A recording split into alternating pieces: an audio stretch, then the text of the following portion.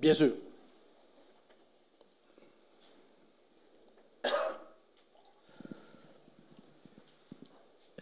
Je voudrais peut-être, tu sais, moi, je me vois retourner dans mon coin, là, avec mon conseil d'administration, passer une belle journée. D'ailleurs, je pense qu'on va se revoir cet après-midi, pour ceux qui veulent rester, j'ai bien compris. Oui.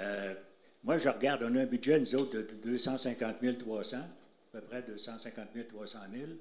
Probablement, vous autres, ça ne dépasse pas ça non plus, qui est de Portneuf, loin de là. Bon, je me dis, on prend où l'argent pour tout ça, là?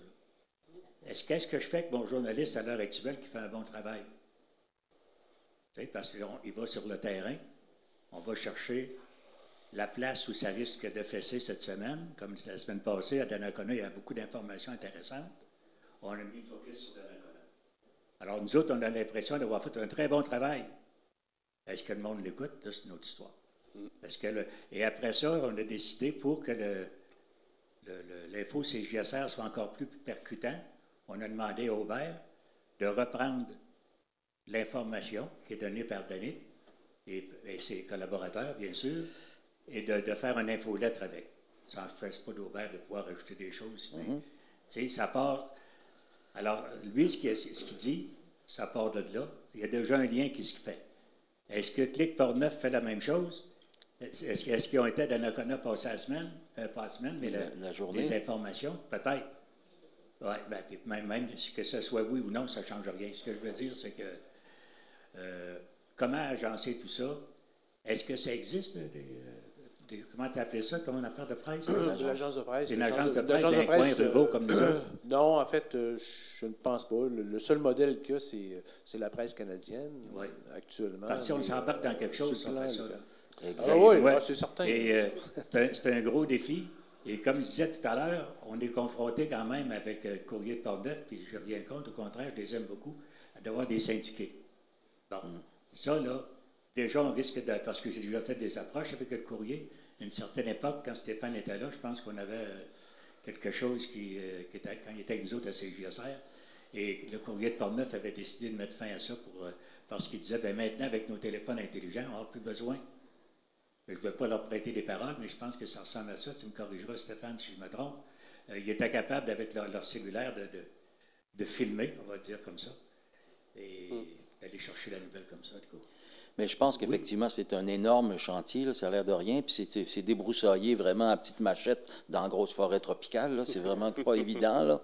Mais si Portneuf ont réussi à faire quelque chose comme ça, c'est pour la démocratie de toute la, toute la société, ça. À des compétitions de radio où le Soleil, surtout le Journal de Québec, est toujours dénigré par certaines radios, que je nommerai pas par respect. On sait bien qu'on ne parle pas de vous autres. De voir comment est-ce que la compétition n'est pas toujours saine. C'est effrayant. Ouais. Il s'agit de se promener ces différentes radios, aller voir Radio X, aller en voir un autre. Il n'y a jamais rien de correct dans le Journal de Québec. Alors, c'est qui écoute Radio X, pour le nommer? Hein? C'est les jeunes.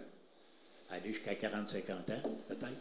Alors, ils se font une opinion de l'information, de la vraie information, qui est toujours critiquée.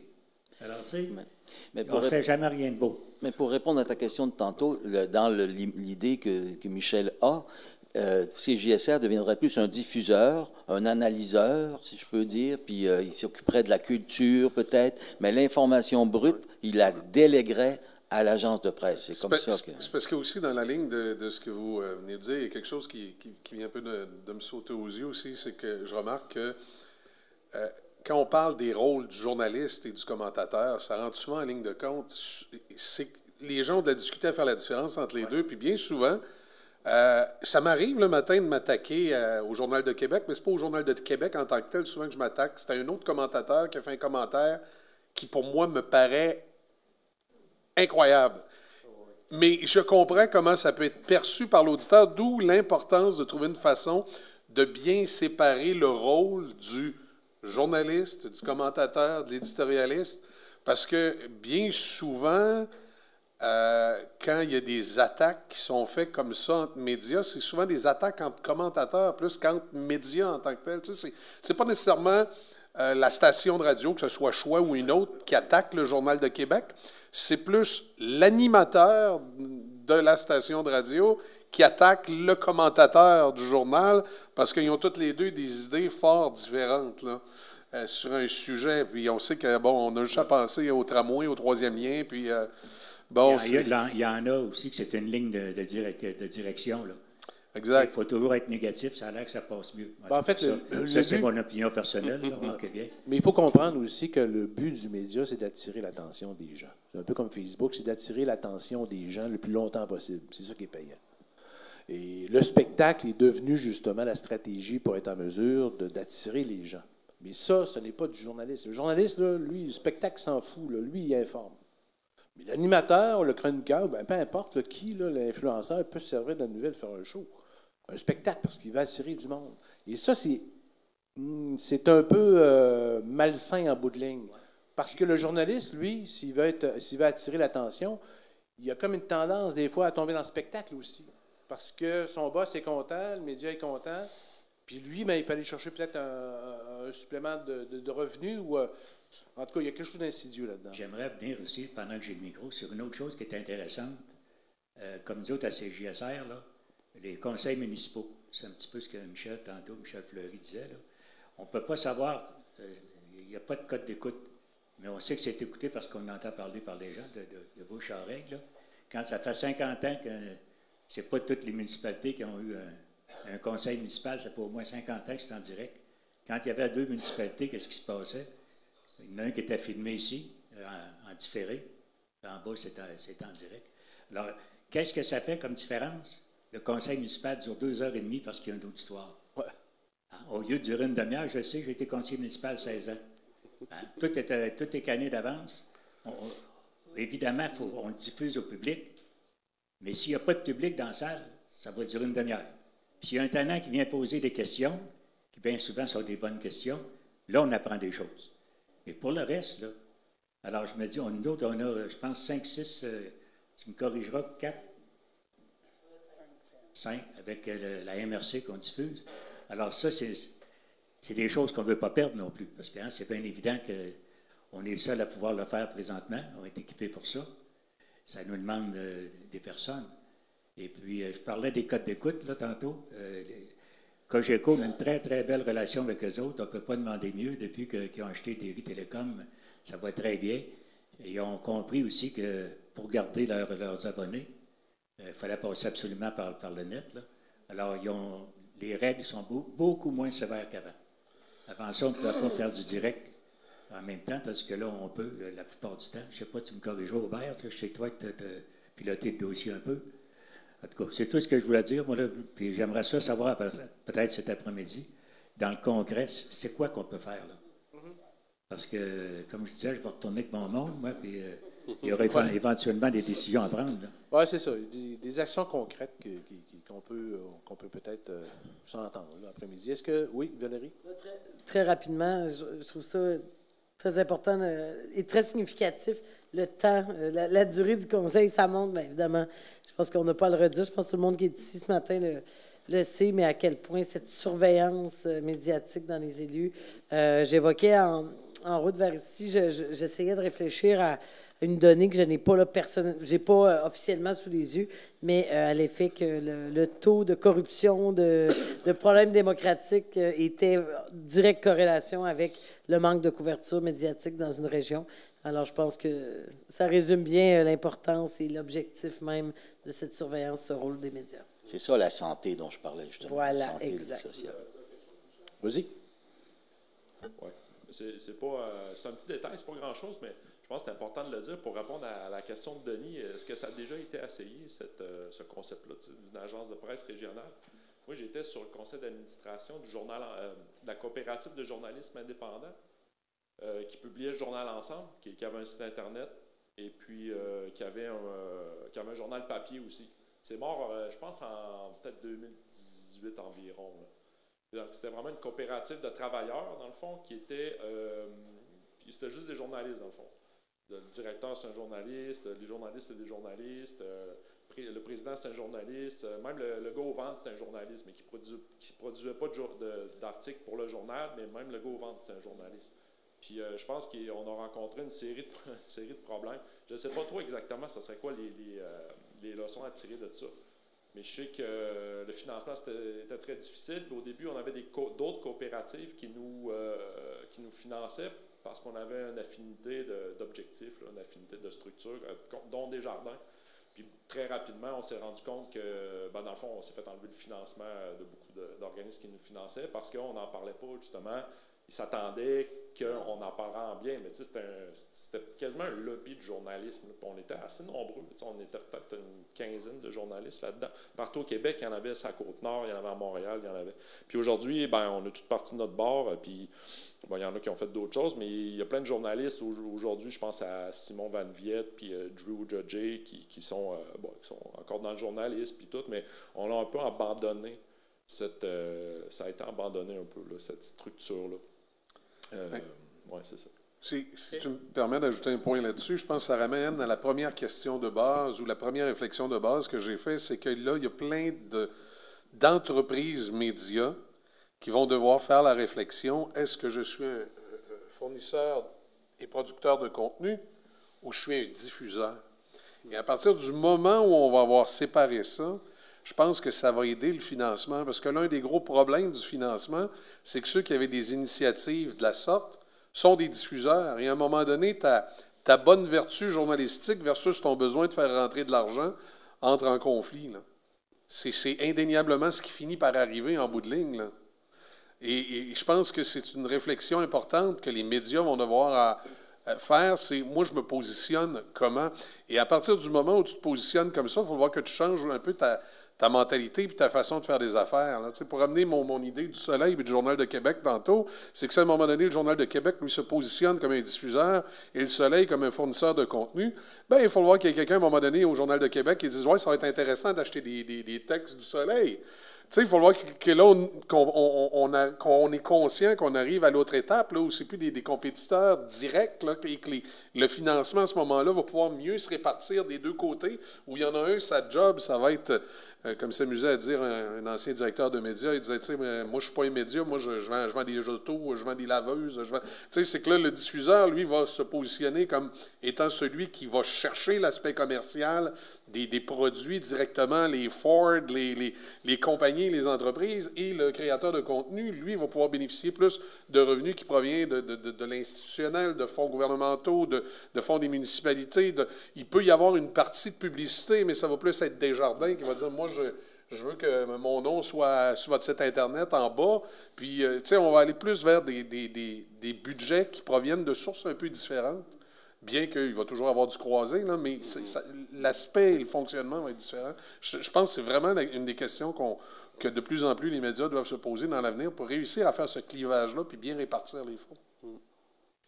Moi, j'aimerais ça peut-être, Geneviève, la Ville de Saint-Raymond a un projet avec le Courrier de Portneuf, justement, d'acheter des... Peux-tu nous parler un peu de ce projet-là qui semble prendre de l'ampleur de plus en plus? La page dans le Courrier de Portneuf, oui. Dans un premier temps, il y a une série de publi-reportages qui se fait avec les entreprises du parc industriel numéro 2. Donc ça, c'est d'autres choses. C'est vraiment pour mettre de l'avant le parc industriel, on s'entend, c'est un effort de promotion là, et non d'information.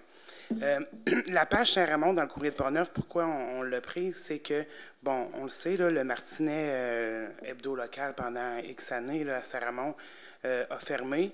Nous, on voulait, la Ville, continuer à être présent là, dans le quotidien là, des gens raymondois qui ont adopté le Courrier de Portneuf là, sans aucun doute. Là. Donc, c'était un effort de présence là, aussi, là, puis de promotion par la bande. Là. Je pourrais en parler pendant 1 heure, là, sauf que c'était vraiment ça. Là. Étant donné que le Martinet n'était plus officiellement dans le décor, c'était d'aller rejoindre les gens, là, encore par le papier. Est-ce que c'est un mouvement qui se fait aussi? Parce qu'il semble y avoir aussi des démarches d'autres ententes municipales avec le courrier? Non. Pour nous, pour la Ville de Saint-Raymond, non. Non, c'est seulement pour la page. Donc. Mais on peut très bien imaginer que les villes comme Saint-Raymond fournissent au fonds en question qui financerait l'agence de presse locale. Là. On peut très bien imaginer comme ça. C'est ça. Ça pourrait être ça, oui. Oui, qui voulait parler? OK. Est-ce qu'il y a du monde dans la salle qui aimerait réagir ou poser une question? Moi, si je peux continuer là, par rapport... Là, non, ça me fait penser que je voulais vous en parler. En tant que... Je vais parler un peu là, comme voyons, Stéphane, tout à l'heure.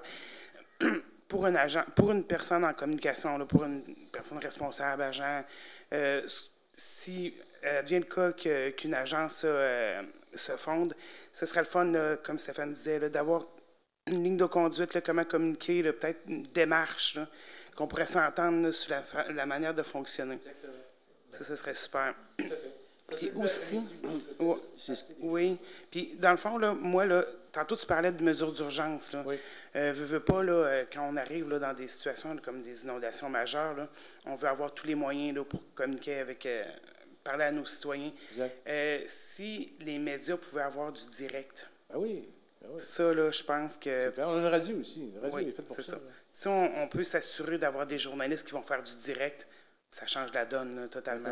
Je pense qu'un des grands avantages de ce genre de centralisation-là, ça serait qu'il y aurait un guichet unique, justement. Ça simplifierait beaucoup le travail des municipalités, des fournisseurs d'informations. Vous avez un seul endroit à vous. Puis là, eux, ils vont distribuer ça. Des communiqués de presse. Oui, parce que, tu sais, nous, on a déjà toutes nos plateformes. Puis, tu sais, je ne veux pas me plaindre, là, je veux dire, là, on a déjà à alimenter toutes nos plateformes. Quand vient le temps, là, en plus de... Tu sais, c'est un faux... c'est une illusion de penser que parce qu'on a été sur le web, sur Facebook, dans notre journal municipal, qu'on a rejoint tout le monde. Là. Non, c'est ça. Vraiment pas. Là. Mais tu sais, des fois, c'est qu'on en a tellement fait qu'on dit, bon, c'est beau. Là, je pense qu'on a saupoudré partout. Là. Mais je veux dire, là, tu sais, c'est un effet pervers, là, je pense, avec le temps, là, étant donné qu'on a tellement de plateformes maintenant en tant que responsable de communication, de délaisser un peu là, les liens qu'on a avec les journalistes. Mm-hmm. Tout à fait. Puis le rôle du journaliste, c'est de tisser le lien à travers toutes les organisations. C'est ça son rôle, c'est de tisser des liens avec les gens de la communauté. Oui, tu voulais... Bien, ça m'amène juste une réflexion peut-être à porter à l'attention, notamment de votre atelier de cet après-midi.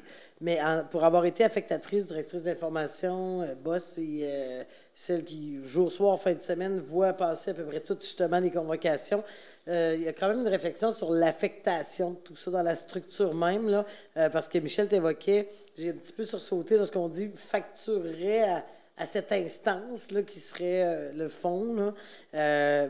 Oui, autonomie de journalistes dans leur choix de sujet, mais avec je dirais une certaine limite là, pour éviter, comme Philippe disait aussi, c'est comme une salle nouvelle régionale. Là. Donc, il y aurait peut-être, je ne sais pas si la formule dans ta première réflexion inclurait, par exemple, un pupitre, là, ou en tout cas au moins quelqu'un pour affecter puis s'assurer justement de cette équité territoriale de sujets, de diversité aussi de sujets, et que, parce que ça se peut qu'un journaliste ait un dada à un moment donné, puis décide de couvrir une affaire. Puis il faut que ça se fasse en équipe. Il y a un directeur d'information avec des gens. Exact, donc ça inclurait des postes, ce qu'on pourrait dire cadre, entre guillemets, vers une agence. Parfait. Alors ça, c'est un petit élément qui est toujours très important pour s'assurer une représentativité.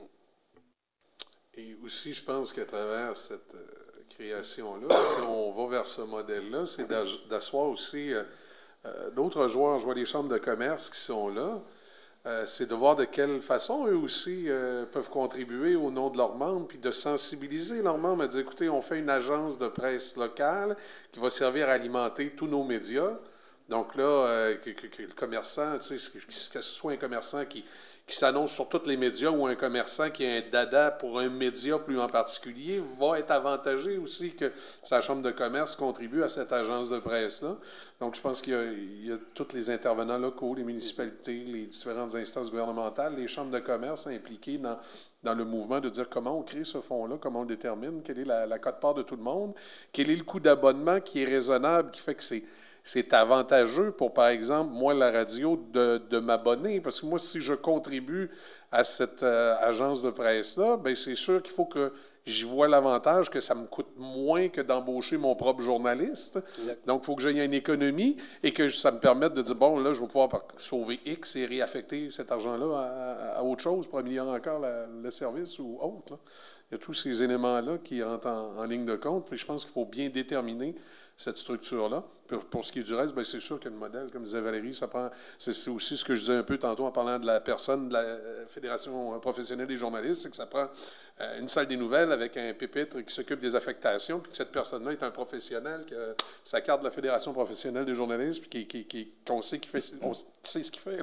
Oui, puis qui respecte aussi le code d'éthique. Oui, les normes. Le code d'éthique, là, la FPJQ, c'est le seul. C'est la seule organisation qui a son code de déontologie. Et comment? Oui, OK, Radio-Canada, mais effectivement. Donc, le code de déontologie de la FPJQ est important. Là. Ça permet. Bien sûr que les gens ne connaissent pas. C'est quoi la déontologie journalistique? Là? Les gens ne connaissent pas ça. Là. Mais tu sais, c'est bel et bien inscrit que tu ne fais pas de promotion et de publicité là, dans ta job. C'est très, très bien expliqué. Puis le pourquoi aussi. C'est ça qu'il faut comprendre. Là. Est-ce que, peut-être Valérie, justement, le modèle de coopérative, là, est-ce que ça fonctionne bien? Est-ce qu'il y a un avenir? Ou, Bien, nous, ça a été vraiment la survie, hein, littéralement. La réflexion a été, à ce moment-là, rapidement, ça a été une mobilisation du milieu. J'écoute ce que j'entends en termes de financement, fait penser un peu. Hein, c'était, il y a le Fonds d'action, il y a le gouvernement, il y a des syndicats, il y a Desjardins qui est un grand donateur, il y a le fonds aussi des sous de nos salaires, jusqu'à 5 de notre salaire les deux premières années. Là, on a réduit un petit peu, donc c'est pas privilégié. Mais l'idée derrière ça, c'est d'essayer de se détacher tranquillement de la publicité pure et dure. On l'a vu à la pandémie, puis j'apprendrai rien à personne ici. Le Soleil a perdu 70 de ses revenus dans les premiers 24 heures en mars 2020. Alors, ça a précipité un modèle payant qui n'est pas adapté à tous, il faut bien entendu, mais je continue à dire qu'au prix d'une pinte de bière par mois, on peut payer pour un média. Je comprends que les gens ont plein d'obligations, mais quand on voit les abonnements, par exemple, pour le divertissement dans les câbleaux, dans les Netflix, Disney+, de ce monde, tu dis, je peux pas croire que tu n'as pas 9,99 pour... Donc, oui, ça fonctionne, la coop. Ça fonctionne assorti de d'autres mesures aussi. Parce que, on revient tantôt, je parlais d'image de marque. L'image de marque coopérative, je pense qu'elle a un grand capital de sympathie dans la communauté. C'est à nous de l'entretenir. Au départ, il y a un caractère, ça porte l'indépendance, ça porte la reprise en main par les employés. Tu sais, ça a tout ça, le mot coopératif. Et on demeure un média avec des obligations et notamment celle pas trop banale de continuer à exister. Alors, oui, tu sais, le modèle coopératif pour nous a été la mise en commun de plusieurs éléments. C'est à se poursuivre. Vous m'avez entendu ce matin parler d'esprit de clocher. Puis c'est vrai qu'il y a encore des disparités, il y a des réalités régionales, puis c'est normal. Les gens dans les coops de l'information tirent un peu la couverte. À Québec, bien, on souffre un peu d'être vu comme le grand centre, celui-là qui est privilégié. C'est vrai, le Soleil représente 42 du trafic web des 6 et presque 50 des revenus publicitaires. Donc, c'est un vaisseau amiral. Il faut accepter comme vaisseau amiral de laisser la place aux petits frères régionaux. Puis en même temps, il faut aussi accepter qu'il y a une forme... Alors, vous voyez, il y a une question, j'appelle ça un peu presque psychosociale, là, à continuer à travailler ensemble. Par contre, sur le plan technologique, sur le plan des ressources, tu sais, moi, c'est permis de rêver lorsqu'on évoque, tu parlais, Michel, de professionnalisation. Imaginez si ce fonds-là avait, par exemple, le moyen de se payer un avocat de temps en temps, un fonds de contentieux pour que chaque média n'aurait pas à se payer pour des... Même un enquêteur journalistique. Ben voilà, on pourrait effectivement, en gang, tu as une enquête à faire, mais tu n'as pas le temps. Là, ben oui. Un peu comme des policiers. Oui. Une équipe de policiers, là, sont... Une escouade médiatique. Puis les coops, là-dessus, quand tu demandais est-ce que ça marche, nous, il y a une grande fierté, un sentiment d'appartenance qui s'est développé davantage depuis 2020.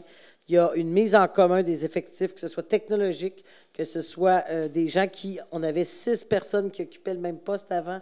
Dans certains domaines, par exemple, les ressources humaines sont rendues 2 pour l'ensemble des coopératives, des unités médias, pour employer le vrai terme. Alors, nous, ça a été vraiment la voie. Est-ce que ça fonctionne pour tous?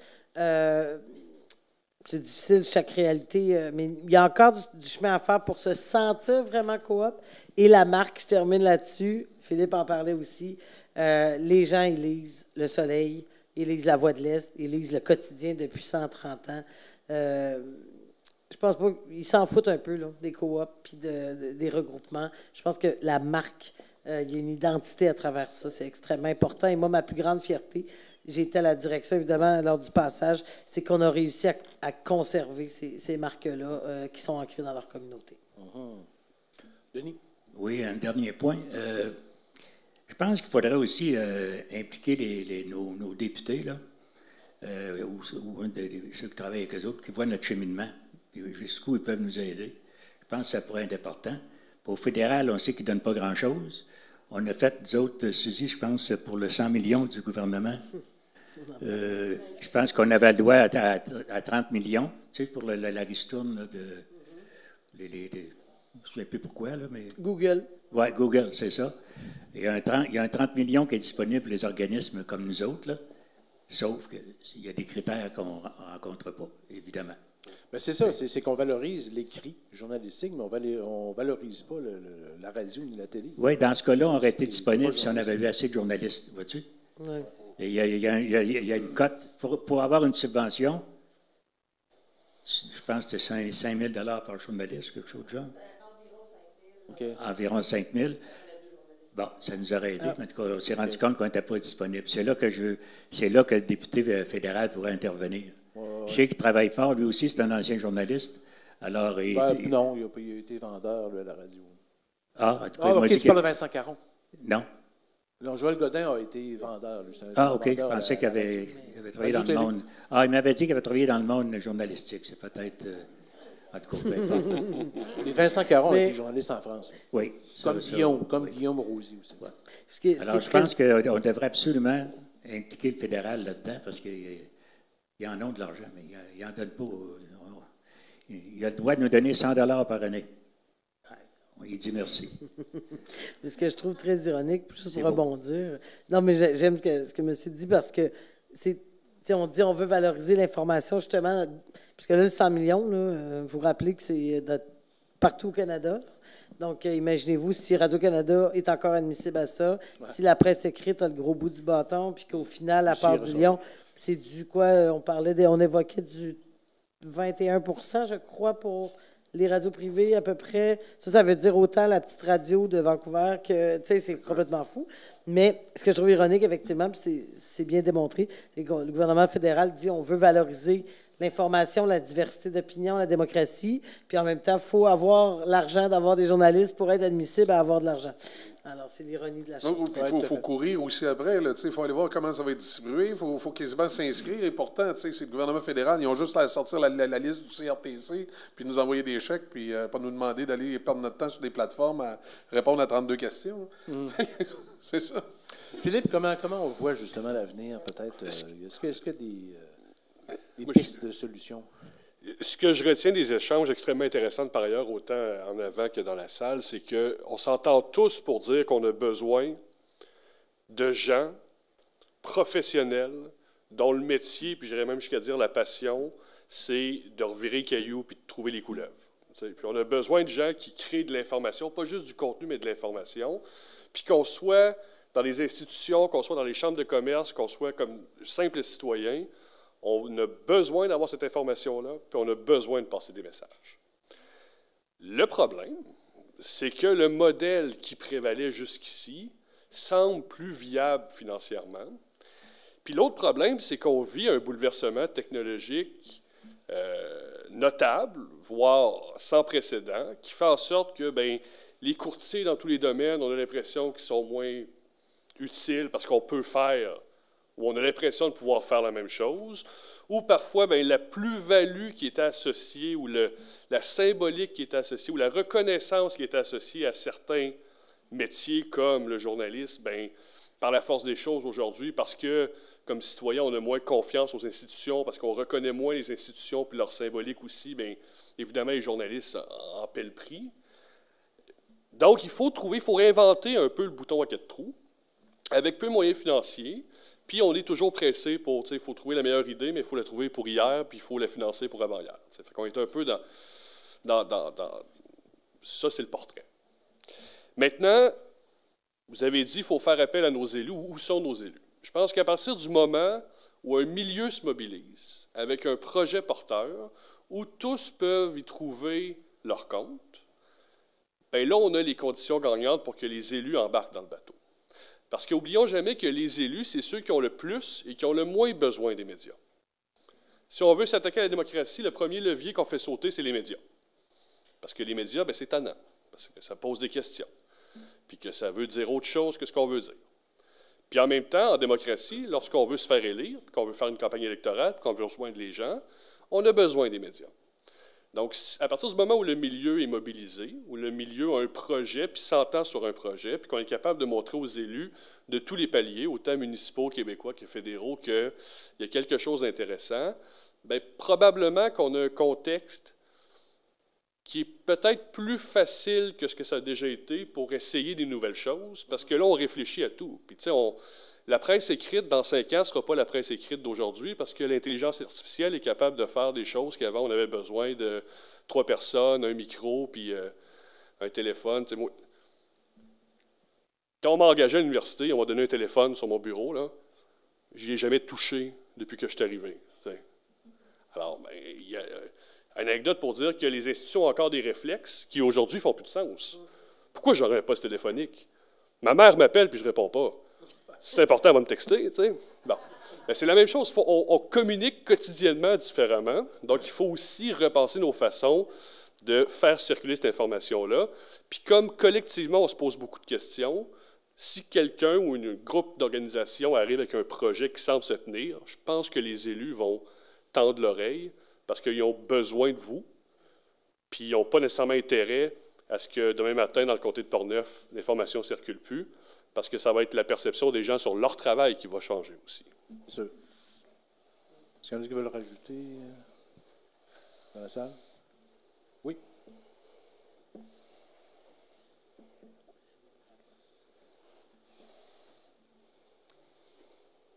Bien, je suis au courant. J'ai comme des idées qui popent, là. Pour que les chambres de commerce puissent vous aider. Je sais qu'à la Chambre de commerce de l'Ouest de Portneuf, maintenant, il y a une ressource qui est là pour aider à remplir des formulaires pour des demandes de subventions. Peut-être que Jean-Pierre pourra en parler plus de ce service-là. De mon côté, la Chambre de commerce de l'Est de Portneuf est membre de la Fédération des chambres de commerce, donc toutes les 120 et plus chambres de commerce de la province, il y en a à peu près 120 qui en font partie. Moi, si j'ai un résumé de ce qui se passe ici aujourd'hui, je suis capable de faire monter ça à la Fédération, parce que la Fédération représente aussi d'autres régions qui vivent la même chose qu'on vit ici. Donc, moi, c'est les 2 idées que j'ai de ce que les chambres de commerce peuvent faire là. Là, excuse-moi, Jean-Pierre, si je parle en ton nom. C'est correct? Je me suis trompée dans ce que j'ai dit? Non, mais c'est correct, OK. C'est bon. Fait que, mais je pense que c'est à ça que ça sert aussi, une chambre de commerce. Fait que je pense que les 3 chambres, on pourrait continuer à... En tout cas, moi, là, je vais parler pour moi, mais on peut continuer à participer à votre projet. Là. Merci. Jean-Pierre, est-ce que moi, ce que j'aurais à dire, c'est... Les systèmes ont horreur des électrons libres, puis aiment beaucoup contrôler. Hein. Donc, c'est pas tout le temps évident d'avoir des organisations qui sont neutres et sans conflit d'intérêts. Fait que ça, j'adore ce que j'entends, moi, en tout cas, parce que j'en suis un électron libre. OK? Puis ça, ben, c'est comme pas toujours évident, parce que lorsqu'on suit la foule, on va jamais plus loin que la foule. Hein? Fait qu'il faut se rappeler qu'il faut sortir des sentiers battus, puis il faut innover tout le temps en continu. Donc, moi, j'aime beaucoup l'innovation. Puis il faut tout le temps innover puis pas être dans le statu quo. Donc, l'autre chose aussi, c'est que là, lorsqu'on est décisionnel ou qu'on a des petites organisations, on a des agilités décisionnelles qui sont vraiment importantes parce qu'on peut prendre des décisions rapidement. L'agilité décisionnelle, elle a toute une importance, puis souvent, ben, ça vient aussi avec l'autonomie financière. Parce que si on est autonome financièrement, ce n'est pas les autres qui décident, c'est nous qui décidons. Ça va? Donc, sinon, on se met à gérer des logos sans arrêt. Merci. Merci, Jean-Pierre. Là, il est midi. Est-ce qu'on se fait une petite conclusion? Puis après ça, on passe au dîner. Michel, j'avais juste une petite réflexion. Oui, vas-y. Parce que je pense qu'il y a une affaire que je trouve bien importante que Valérie a dit. À quelque moment donné, eux autres, ils se sont aperçus qu'ils ne pouvaient pas être à part au Québec. Ils se sont unis, puis ils ont fait une coop, puis ça a l'air à bien aller. Moi, je pense qu'il y a quelque chose qu'on n'a pas dit dans Portneuf, on va le dire clair. Là. Je pense que les médias, il y aurait peut-être avantage à se parler aussi. Là. Toute la gang. Parce que, tu sais, on l'a souvent essayé, puis moi, je le sais, Denis en parlait tantôt, on avait fait une initiative en 2012, puis ça avait été arrêté, puis c'était vraiment très, très intéressant, c'était de faire des clips pour les articles qui étaient avec le courrier. Là. Il y avait un beau maillage, mais si les 4 médias qui sont sur le territoire ne se parlent pas puis qui ne s'entendent pas, on a un gros problème. Je pense que là, il y a une guerre à faire, mais si vous voulez la guerre, il faut que tous les soldats soient là. Oui, c'est ça. Non, il y a une coopération possible. Il y a une complémentarité possible aussi. Daniel, vous avez été au Courrier de Portneuf, je pense, au conseil d'administration? OK. Là, vous êtes à Clic. Comment vous voyez justement votre développement? Peux-tu vous poser la question? Je suis une nouvelle administratrice. Oui. Oui. Alors, donc, je suis en apprentissage parce que c'est très différent du Courrier de Portneuf. Pourquoi? C'est différent parce que le courrier, c'est réellement les commanditaires commerciaux. Hein? C'est pas beaucoup. C'est une coopérative qui est. De gens d'affaires. C'est du monde. Représente les gens d'affaires. Alors, ce que j'ai appris, parce que j'ai appris beaucoup de choses ici, je suis très contente d'être là. Je vais ramener l'information au conseil d'administration de Clic. En fait, tout ce qui a été mentionné par les panélistes, par les gens dans la salle, m'interpelle.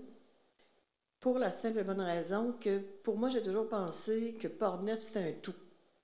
Mm-hmm. Et là, je me rends compte que Portneuf, c'est des secteurs, et puis c'est quand même assez complexe d'asseoir tout ce monde-là ensemble. Donc, la suggestion de M. Lépine, c'est que les médias eux-mêmes doivent échanger. Puis après, on pourra décider après. Bon, parce que la suggestion d'Aubert me surprend un peu, journalistes citoyens, les professionnels. En tout cas, j'en perds des bouts. Alors, pour moi, l'information devrait être véhiculée par des gens qui sont neutres. Alors, je pense que la première démarche, ça va être que les médias existants ici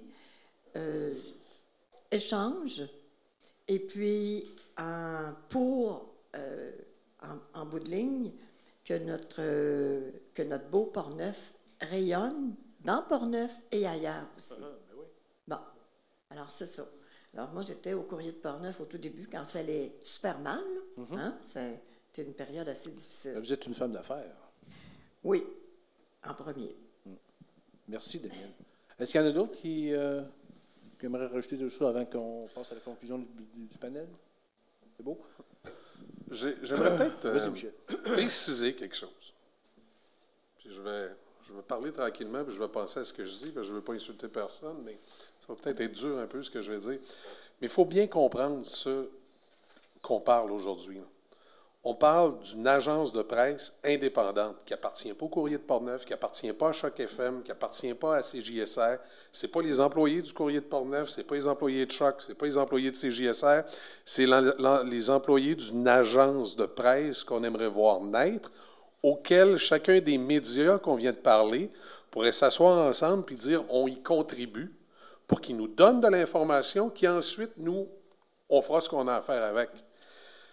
Mais, tu sais, tu l'as vécu dans Montmagny, puis je le vis souvent dans chacune des MRC où je travaille, les médias, malheureusement, et puis pour toutes sortes de raisons qui sont assez claires au niveau de leurs revenus, puis de leur structure, puis de leur façon de fonctionner, les médias ne s'assoiront pas ensemble pour faire les packages publicitaires ensemble.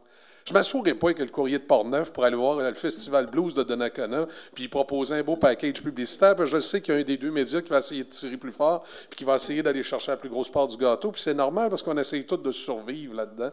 Donc, quand les médias s'assoient ensemble, il faut pas être au pays des licornes. Il faut comprendre qu'ils vont s'asseoir ensemble pour voir de quelle façon ils peuvent tous économiser de l'argent et qu'ils peuvent mettre un montant d'argent pour avoir une ressource commune. Et ça, c'est la base de l'idée de l'agence de presse. Pour ce qui est du reste, Choc FM ne paiera pas Click TV pour qu'ils viennent mettre des caméras dans mon studio pour qu'on me voie sur le web. Moi, ça ne m'intéresse pas de faire ça. CJSR ne viendra pas à Choc FM prendre une captation puis me payer parce que moi, j'ai un journaliste ou un animateur qui a fait quelque chose puis le diffuser chez eux. On ne se vendra pas des produits entre nous autres, mais on peut faire une entente ensemble où on achète un produit commun qui va nous être distribué, qui va nous permettre chacun de faire des économies. Parce qu'il y a une réalité qui se doit d'être là et qui doit continuer de rester. Il doit continuer à y avoir un certain aspect concurrentiel, même si dans plusieurs cas, on est complémentaires, il doit y avoir quand même un certain aspect concurrentiel qui va permettre à chacun de ces médias-là de garder son indépendance et à chacun de ces médias-là de rayonner de différentes façons. La difficulté, ça va être parce qu'au courrier, ils ont combien? 4 journalistes, c'est ça?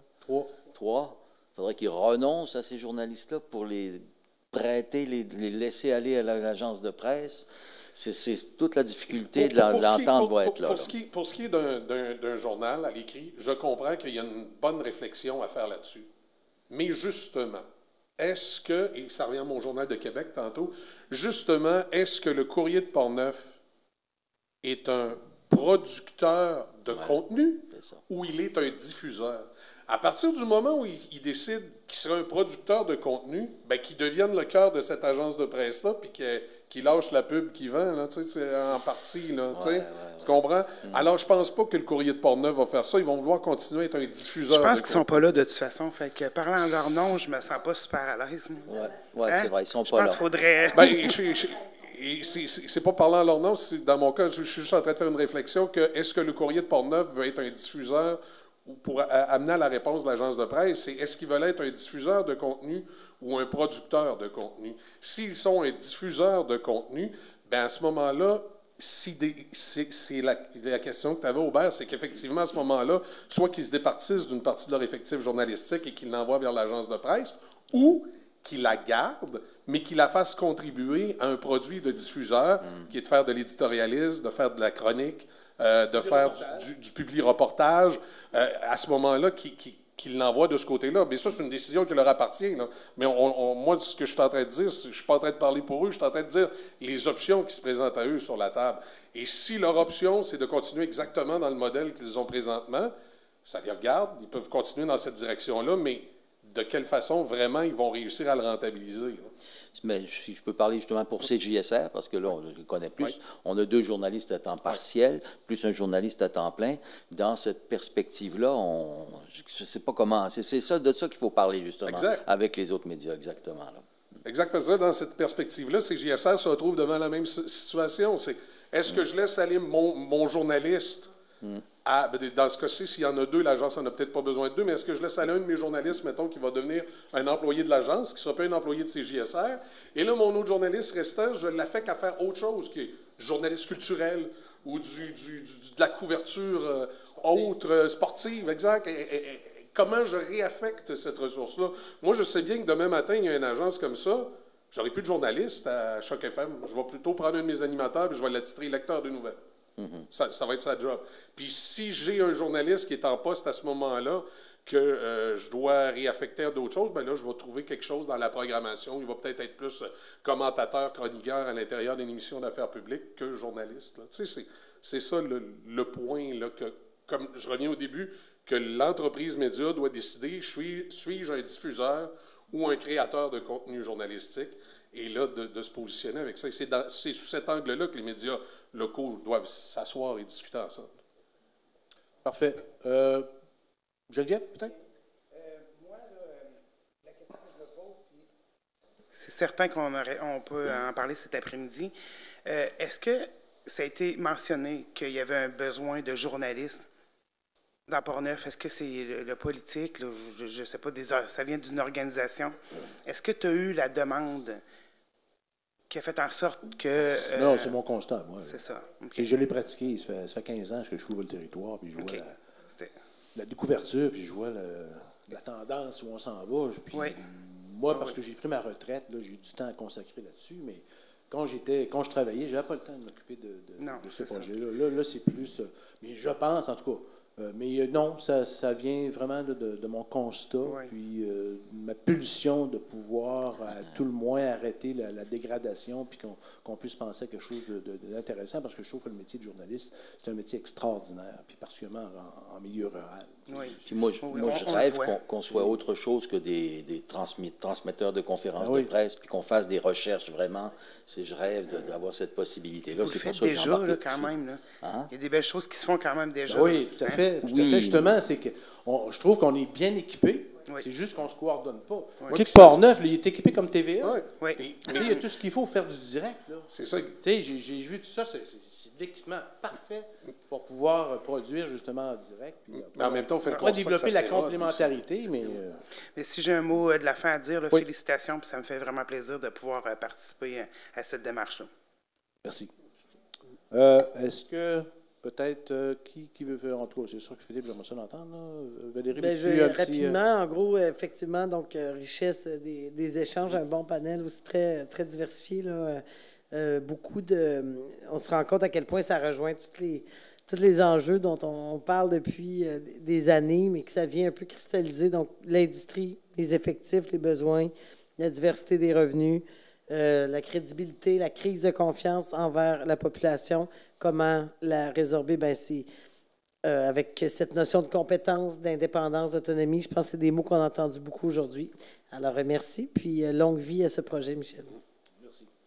Est-ce que Aubert, c'est beau? Valérie, Michel, c'est beau? Alors, on finit avec Philippe. C'est moi qui ai l'odieux. D'habitude, mes étudiants sont captifs, mais là, je suis plate, les gens vont partir. Fait que je vais essayer d'être...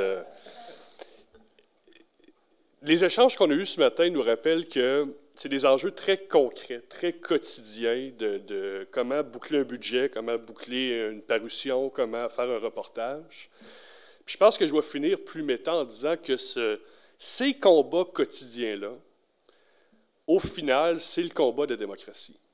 Puis je reviens là-dessus, puis je reviens parce que c'est important, puis que la tendance est lourde, puis que, comme on vit en démocratie, bien, on ne sent pas le mur arriver jusqu'à temps qu'on le frappe. Mais partout au monde, la démocratie, qui est essentiellement le fait que la volonté populaire puisse, à travers un processus, se transformer en décision, puis que ce ne soit pas juste la personne qui est assise sur le fauteuil qui décide de quoi faire, quand faire, parce qu'il veut, bien, ce concept-là est en danger parce que son aliment premier, qui est l'information, entre autres, est en danger. Et ces combats quotidiens-là ont une portée très locale, très concrète, mais aussi globale, puis c'est un sujet d'intérêt national qu'il faut garder en tête, parce que l'information, c'est rendre des comptes, c'est informer les gens de ce qu'on fait, c'est de mobiliser la communauté, c'est de fédérer les gens autour de projets ou contre des projets, mais pour avoir un débat sain sur l'avenir de la société. C'est de permettre aussi de donner les outils aux gens de participer, d'arrêter d'être juste spectateurs. On peut choisir d'être spectateur dans la vie. Mais quand les gens ne vont pas voter, les études montrent qu'une proportion significative d'entre eux choisissent de ne pas aller voter, pas parce qu'ils s'en foutent, pas parce qu'ils pensent que c'est tous des crosseurs. Ils ne vont pas voter parce qu'ils ne se sentent pas assez outillés, assez informés sur les enjeux. La démocratie, c'est aussi de contrôler les élus, là, parce que c'est beau en élire, mais il faut s'assurer qu'ils fassent ce qu'ils font et qu'ils font ce qu'ils disent. Et c'est surtout, puis je vais conclure là-dessus, de labourer puis d'entretenir un sentiment d'appartenance qui fait la communauté à laquelle on appartient, puis qui fait de nous quelque chose de plus qu'un simple atome qui évolue un peu indépendamment de son milieu. Parce qu'on est tous et toutes des produits de notre milieu, puis on a tous et toutes besoin de notre milieu pour faire ce qu'on fait dans la vie. Même si la tendance là, est à la personne unique, auto, machin, bon, on est tous le produit du milieu dans lequel on évolue. Puis l'information, ça nous en fait prendre conscience, puis ça nous permet d'y participer, puis ça nous permet de gueuler quand il faut gueuler, puis d'applaudir quand il faut applaudir. Fait que je pense que cet embryon d'idées que vous portez, puis qui nous a réunis aujourd'hui, bien, ce n'est pas juste un projet d'agence régionale, c'est aussi un projet de comment on réfléchit le vivre ensemble, puis comment on va l'organiser dans les prochaines années.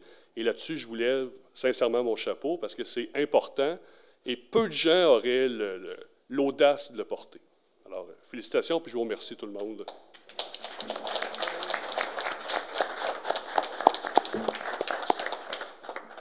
Ben alors, merci.